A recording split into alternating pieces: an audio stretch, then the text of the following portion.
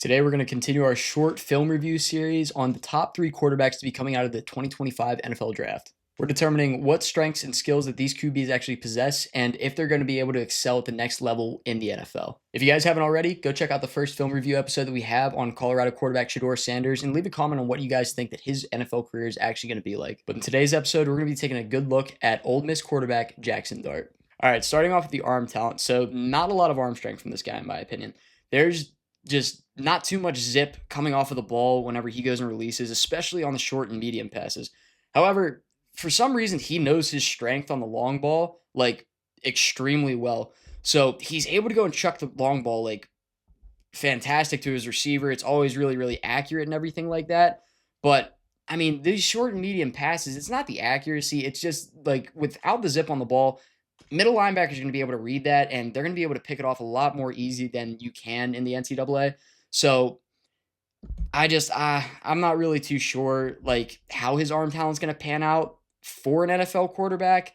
It really, really worries me that he can't go and get that speed on the ball. And I don't know if it's going to be able to go and beat some of these NFL caliber players that are just far better than those that you'll see in college.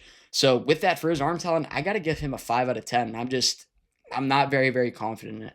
Now, whenever it comes to the mobility, I feel like this is actually one of the better parts of his game. So fantastic with the RPO. I mean, and he has fantastic speed as well. Nothing to complain right there. Great vision of the D line and knows exactly whenever the linebackers are going to leave the middle open. And he loves to run up the middle, guys. It is like probably his favorite thing to do if he cannot go and release the ball. Now, rolling out of the pocket, like rolling left and rolling right, a little bit of a concern. He just kind of gets a little bit antsy. He doesn't really know what to do with the ball in his hands and everything like that. It kind of looks like he's forgetting how to go through his progressions. Now, whenever it comes to him staying in the pocket and everything like that, progressions are great. But whenever he's rolling out, it just seems like he can't really make a decision, or it might end up being a bad decision, especially in the NFL. Now, he only had 6 interceptions in his last season at Ole Miss, but I mean, I don't know, man. Again, like, whenever you get up to the NFL level, it's a lot different because you have guys that are bigger, stronger, faster coming after you, and that fear factor is going to kick in. So I can't give him too high on the mobility, even though he is, again, fantastic up the middle. The other thing that's kind of lowering him a little bit, though, is he is not afraid to take a hit, like, at all. This guy's toughness is fantastic, which I love, but the thing is, 6'2" quarterback, guys. 6'2" quarterbacks in the NFL cannot just run up the middle, lower the shoulder, and take a hit from a guy like that. That shoulder's coming out. There's no doubt that shoulder's coming out. So I would like to see him kind of figure out when to slide a little bit better, not get as greedy on these runs. Not to say that him going and getting these extra yards isn't fantastic, but I just don't know if it's going to be very, very possible in the NFL. But overall, for his mobility, I'm going to give him a 7.5 out of 10. Again, can't drop him too much because he doesn't slide in time and stuff like that. But the part where I am dropping him is he can't really roll all that great. So that's why I'm going to have to give him that 7.5.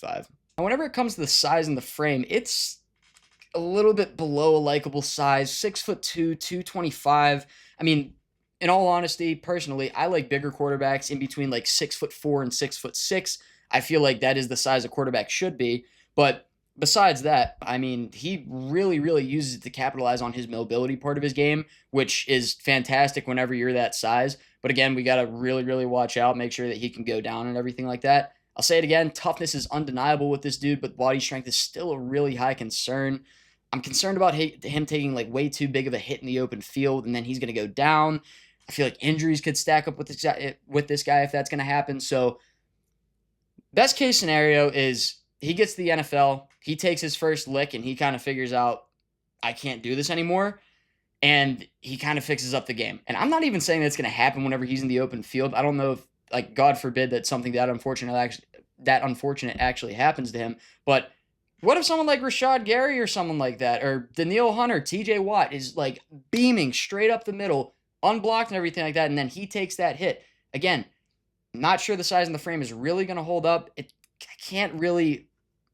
I can't knock him too much for it because, again, the toughness is there. So overall, I'm going to have to give him a 7 out of 10 for the size and the frame. Now, whenever it comes to his accuracy, this is where I'm probably the most up in the air with this kid. So long passes of 30 plus yards are nearly mastered in my opinion. Like if he's chucking that ball further than 30 yards, it's there every single time. Hits the receiver in stride. I'm never too worried that the defender's too close or anything like that. That long ball is good. Keep doing what you're doing there. But he really struggles between 15 and 25-yard passes, guys. Like he has a tendency to throw high, which is nice, but not always. Like if you're going to throw high over the middle, that's not great. If you're going to throw high on the sidelines, that's fine. But 15 to 25-yard passes, he's just not hitting the receivers in stride on those passes. Not only that, like sometimes he's like overthrowing them and stuff like that. So like it could either be an overthrow and too high where they need to reach up and go grab it. And thankfully he had some fantastic receivers at Ole Miss, or it's going to be too short. They got to stop the route and then they got to do a little comeback, costs yards, could possibly cost a first down in the NFL. I mean, he's really got to work on that in my opinion. Sometimes he sends that ball, like I said from before, way behind that receiver. And that is going to be an issue in the NFL, especially with double coverage and especially with safeties that have eyes of hawks, like absolutely insane. So 5 to 10-yard passes are also a pretty good strength of his. I mean, it's kind of hard to mess up a 5 to 10-yard pass. The only thing I have to say about it is there's no zip on it. Overall, though, it's these sideline touch passes and these 15 to 25-yard passes that he needs to work on. We already talked about the zip on the ball and everything like that. I'm probably going to say that 10 million more times in this video.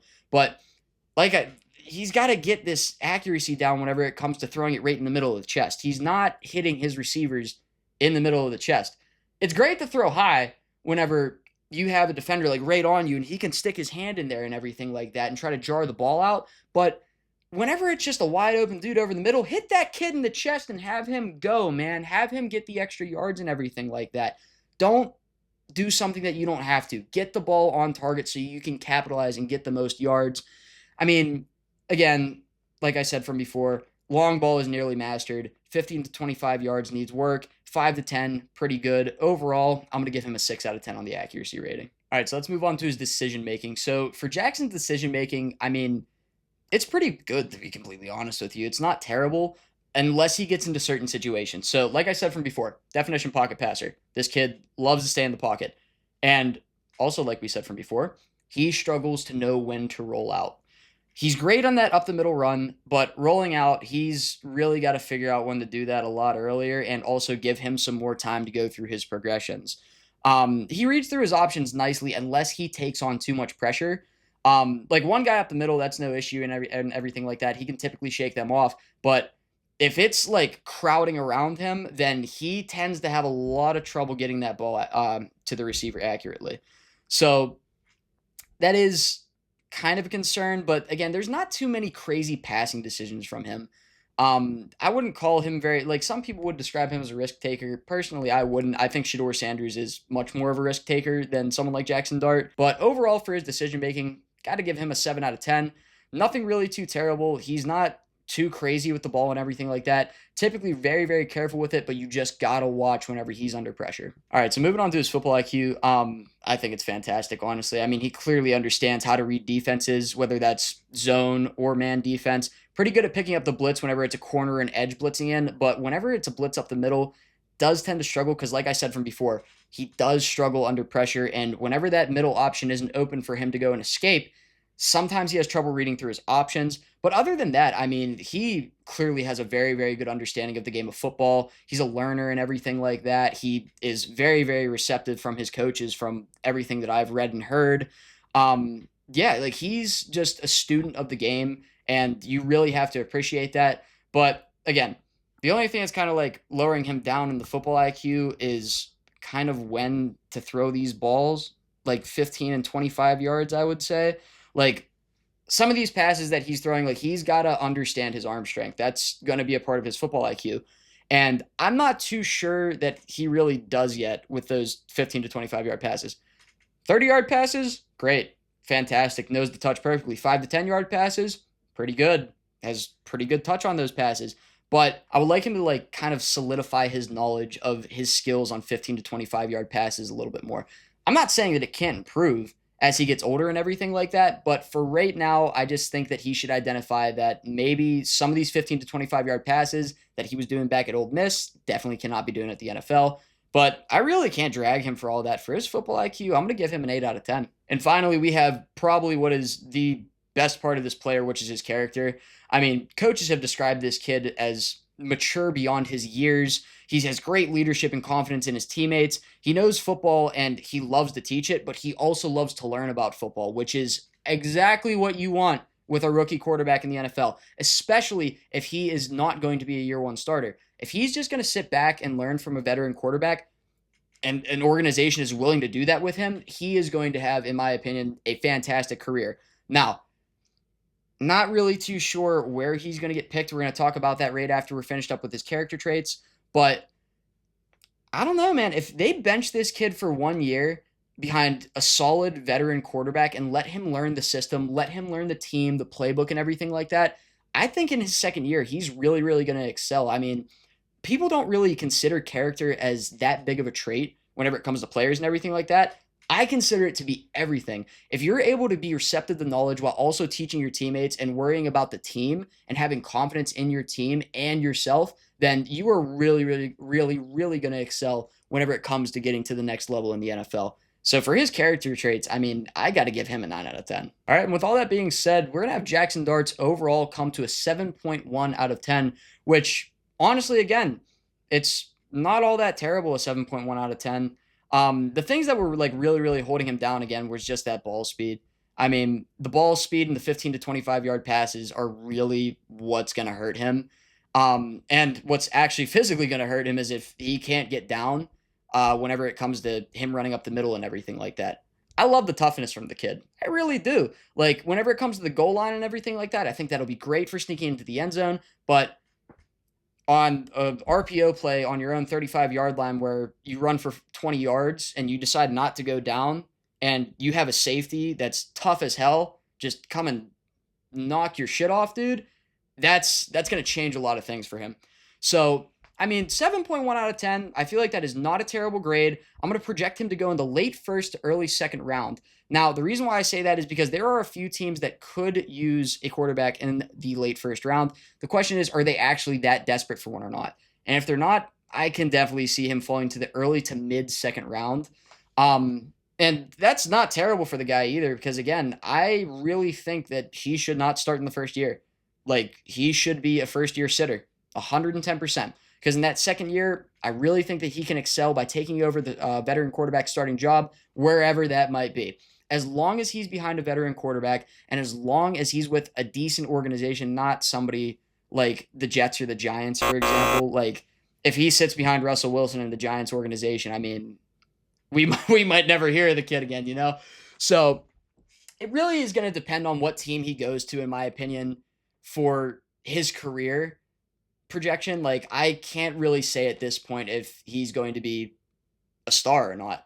Someone like Shedeur Sanders, like I talked about in the last video, I mean, he has like a lot more upside than someone like Jaxson Dart just because he's a little bit more of like an all-around player. But Jaxson Dart has some holes that he needs to fill, and he still has a little bit to learn. But going back to that character trait, I think that he can learn. I think that he can learn. I think he can develop, and I think that he can be a really, really good starter in the NFL if it's done correctly. And with that being said, guys, this is going to end our second film review episode. Please let me know what you guys think in the comments section. What do you guys think Jaxson Dart's career is going to be like? And please be sure to leave a like and subscribe to go and keep up with the content. It should be either tomorrow or Thursday, I believe, that I'm going to be uploading the Cam Ward video. So be sure you keep a lookout for that, and I will see you guys all soon. Thanks.